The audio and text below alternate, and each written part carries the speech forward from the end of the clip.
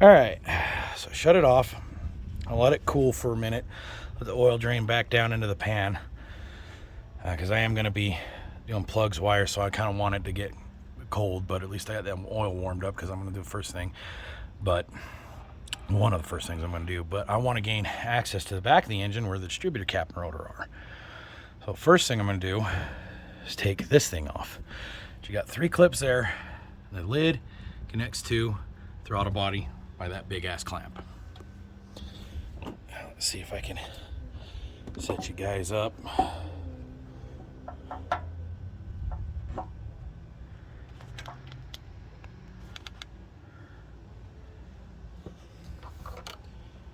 You can see it.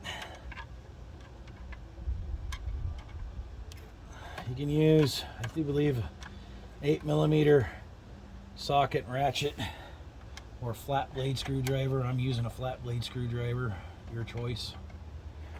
Everything I'm doing today does not require specialty tools. Does not require specialty tools. Simple hand tools will work just fine.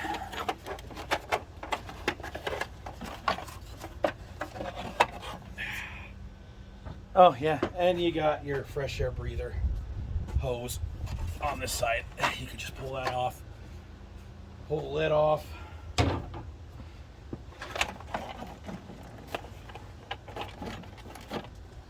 All right.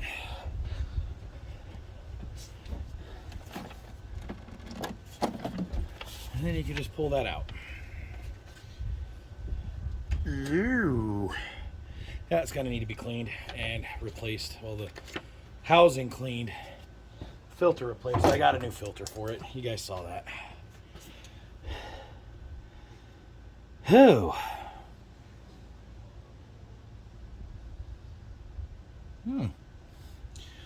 Nice big 2-barrel throttle body.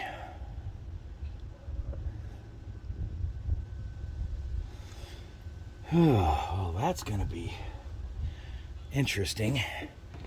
Try to get back there and get that cap on.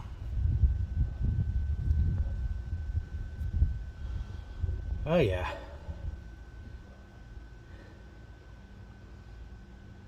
But just like a Chevy, I shouldn't have. Now, and the funny thing is, any of you guys that are familiar with GM firing orders, let me show you something. Right there, GM firing order 184366572. Same as a small block, big block Chevy. I even think the LS engines have got the same exact. Sorry about my camera. My tripod is not wanting to work with me here.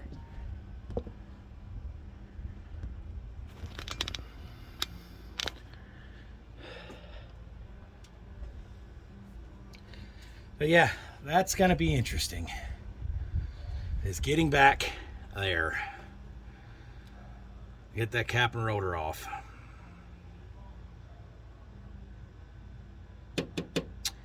Yeah. All right.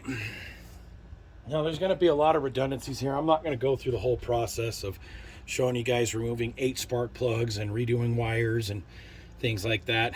That's pretty self-explanatory. But I will explain firing orders to you.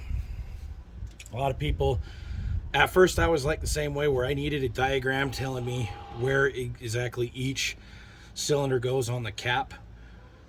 But when you stab the distributor, you're going to have number 1 cylinder at top dead center compression stroke. The rotor is usually going to be pointing towards that. So when you put the cap on, that spot's going to be number 1. And then you just take the firing order in succession. So it's going to go from that spot where number 1 is, then 8, 4, 3, 6, 5, 7, 2 is exactly how that works. That's the firing order. All right. That is the firing order. So it took me a while to figure that out, but I finally figured out that that's what the firing order is yeah, it's firing order for each piston. So, in succession, but you also align all your spark plug wires per cylinder, for each cylinder, in that same order around the cap, starting at number 1. And if you honestly wanted to, as long as it doesn't matter where the rotor sits. I mean, it's going to be an obvious, you've heard of the whole idea of 180 degrees out, right? But you can still put your number 1 cylinder at top dead center compression stroke and stab your distributor cap where it's sitting 180 out. But as long as you have number 1 cylinder right there, and then 8, 4, 3, 6, 5, 7, 2, it's gonna be timed. It's easier if the rotor is pointing towards, in the direction of number 1 cylinder, and running it that way. Don't get me wrong, it is easier to do it that way, but it doesn't matter where the distributor lands and where the rotor lands, as long as the it starts off as number 1 right there. As long as number 1's on compression and you got the rotor sitting with the number 1 hole right there, and that's all lined up, so when it fires up and runs, number 1's going to fire, then 8, and then 6, and 5, and 7, and 2, then yeah, that's how that's going to work. What it means by being 180 degrees out is, say you have the rotor sitting the exact opposite, pointing towards number 8 in a sense, right? Pointing in the opposite, 180 degrees away from. So you have it pointing away from towards the firewall, and you still have number 1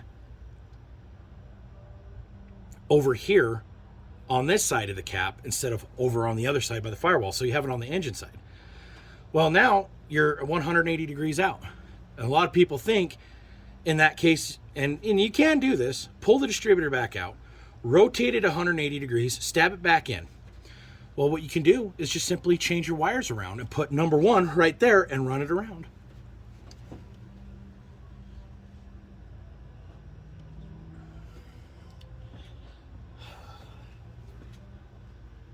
So, but yeah, this is going to be interesting. That's going to be tight, but I can get it. So I'll be back with you here in a minute. All right, went to test fit the air cleaner, or the air filter. Pulled it out of the box and it damaged, so I'm gonna have to go warranty that out. So yeah, I should have checked the box before buying it, but then again, you just don't think about that. You think, okay, it's gonna be good. The box looked good, but pulled the filter out and it's damaged. So yeah, kind of one thing there is also check your product, I guess. All right, so it's a little tight under here, so I'm not going to really film this, but oil filter, passenger side, drain plug, dead center of the oil pan. All right. It's pretty self-explanatory, and there's plenty of videos on YouTube showing an oil change. Warm the engine up and let it sit for about 15-20 minutes. Let all the oil drain back down. Drain the oil, pull your filter off. I like to pre-fill or prime my oil filters by throwing, however much oil usually about a half quart, depending on the size of the filter, between a half quart to a quart. Looks like filter that this has probably about maybe a half quart. Lubricate the O-ring. Make sure that the O-ring on the old filter doesn't stick to the block, because if you double O-ring, if you leave that there and throw the new one on, you'll be what is called double O-ringed, and all the oil you just put in will end up on the ground and you'll fry your engine. So when I pull the oil filters off, I usually wipe that surface off so it's nice and clean, and then I also verify on the old filter that the seals are. I've never had a filter seal stick to the block in the 30 years I've been doing this. Doesn't mean it won't happen. I've heard of it. I have seen it on others, but I've never experienced it when I'm the one doing the oil change. So, but yes, make sure, and then you lube this fit seal on the new with free clean oil before throwing it on. And I'll show you how to do that before installing that if you really want to know. But yeah, it's pretty self-explanatory. Pull that plug, drain it. Once it's done draining, replace it. Not like brand new, but if you need it, but yeah, you put it back in. You don't have to ugga-dugga it. Put it back in hand tight, and then just bump it a little tighter, and take your oil filter off. Place the oil filter, go up top, fresh oil in it. All right, well, that's the results of draining the oil, and there wasn't much in there. That's a couple quarts maybe, so this thing was definitely low on oil. I need to have my brother check it while I'm gone. So my sister-in-law's been driving it until we get the Jeep done. But look real closely, there's a gasket. And I already wiped down the side of the block where that goes. There's no gasket on it. So, gasket stayed with the filter. That's good. So, ow.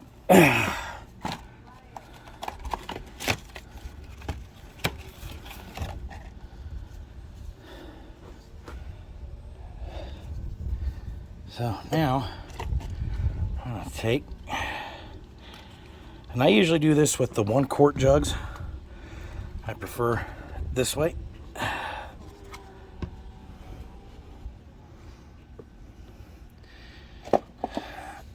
But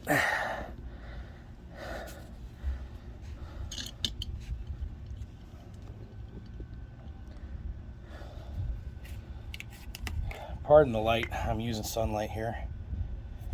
But just pour the oil down the center. Just like that. You usually go until it reaches the top. And then it'll drop down as it goes in and fills the sides. Yeah, sometimes you'll get it like that. But this oil right here at the top that you use to lubricate the seal. And I was right, that took about a half quart. That's about all the priming I'm going to do. Some people, I notice, swear by priming it all the way. As long as there's some oil in the filter, it will help prime the engine. And you see how I'm taking all that fresh oil, rubbing it around that seal. All right. All right, so now we're back up top. Now the oil filter, I ain't got the room to actually have the camera down there to show you guys, but put the oil filter on, screw it on. I usually screw it on hand tight, try to get it a little bit past hand tight. Then I'll take the wrench and I'll go about a quarter to maybe at most a half turn. But sometimes right around a quarter to a half turn past hand tight. Half turn I think is a little too much, but I have ran in situations where after priming the filter, it has leaked and I've had to go past that quarter. So, but that's where I usually go, is about a quarter to a little bit past a quarter half turn, or a little past a quarter turn past hand tight. And then, I mean, it's just obvious here. Yeah, just throw the oil in until you reach proper level.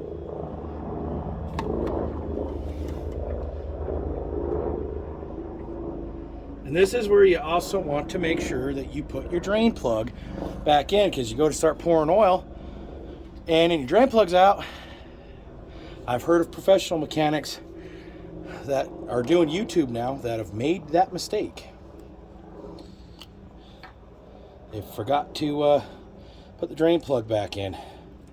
So yeah, that's why I do this in steps. I drain the oil first and I sit down there and I watch it till it's all drained out. And then that way, when it's all drained out, I put the plug back in, tighten it back up. And even when putting the plug in, don't use hand tools, don't use power tools. Because you use power tools, you're gonna strip it. You don't need any thread sealer on them, all right, or anything like that. Don't even need thread locker. Put them in until they stop hand tight. I take the ratchet about 1/16 of a turn. Usually I just bump it and that's it. That's all you need. Now another product that I use, Lucas Oil Stabilizer. I have used this stuff in all my vehicles because all my vehicles are used in high mileage, and I have noticed less oil consumption, better oil pressure. All right, and just read the directions on the bottle. My engines are high enough mileage here that I'm going to throw a whole bottle in. And I do this every oil change on every vehicle that I own. I throw this stuff in, whether it's the standard Lucas stuff or the Lucas high mileage. And I have noticed way better performance out of the oiling system of the engine. Higher oil pressure, better, less friction, which means better mileage. So you will see better mileage and even a little bit more a power increase. I have tested these products myself, just normal everyday driving, and they do work. They do work.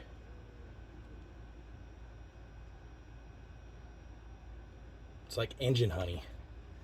Not to mention, if you have an engine that burns oil like this does, because a couple months ago I put oil in this. Ended up putting 3 quarts in it, and I go to drain it, and it's got maybe 2 or 3 quarts in it. So this thing was definitely low.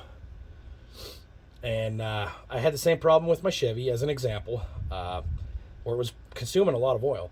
Now, I did switch to a thicker weight oil, which does help, but I've also been adding this stuff every oil change, and I've noticed its oil consumption has reduced significantly to where I'm only putting a quart in it every 3 months, as opposed to putting a quart in it every couple of weeks compared to when I first bought it. So I know, just at that hand, this stuff works. Problem is people will only put this in on the first oil change, and yeah, it takes some time to get it to work through, and you will see some difference, but they don't get the result that they expect of it. Oh, it's going to completely stop oil consumption. Every engine's going to consume oil. Even a brand new engine with 0 miles on it is going to consume engine oil. All right, that's just a fact. And you look at how the dealers do that. You look at the dealer information, and it'll say, or the manufacturer's information, it will say how much oil their brand new engine is supposed to consume at any given time, whether it be measured in the amount of hours the engine works or however many miles the engine is driven. All right, they'll even do it in how much oil it's supposed to consume in between oil change intervals as well. So yeah, you look at the manufacturer's information, it will give you an oil consumption rate. Every engine will consume oil, no matter how new or how old. So now I just added about 1.5 quarts of fluid. So don't just go pouring this whole jug in.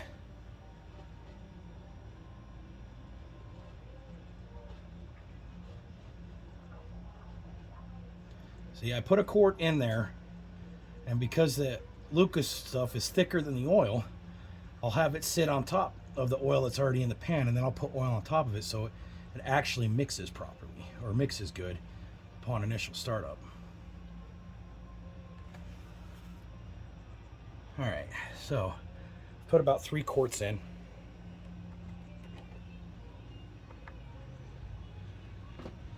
So I'll let that drain down. I'll pull the old dipstick. Have a look, see how much oil.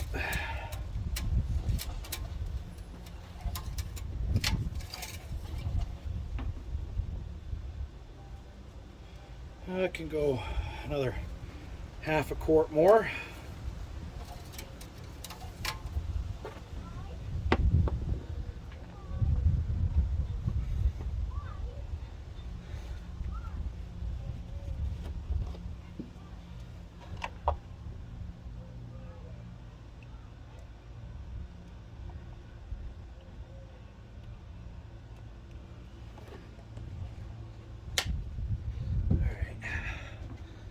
That drain down in.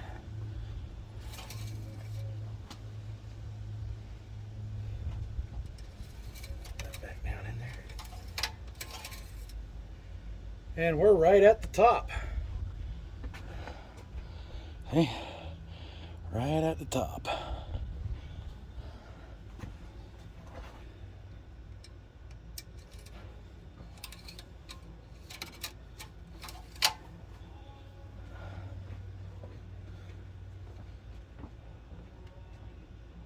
All right. So now the next thing you want to do after you do your oil change, obviously take your funnel out, clean it so it don't drip all over everything.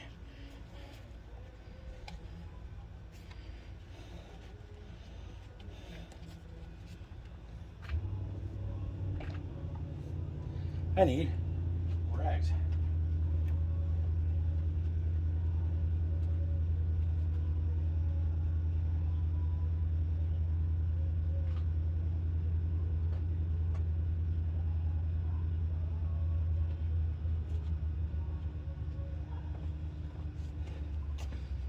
Put your cap on.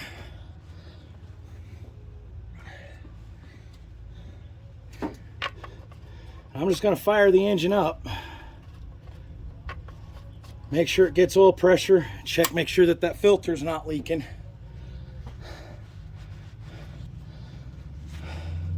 You want to check, make sure it gets good oil pressure. And then you also want to go back through and check, make sure that your filter is not leaking. I shouldn't have to show you guys that. It should be pretty self-explanatory.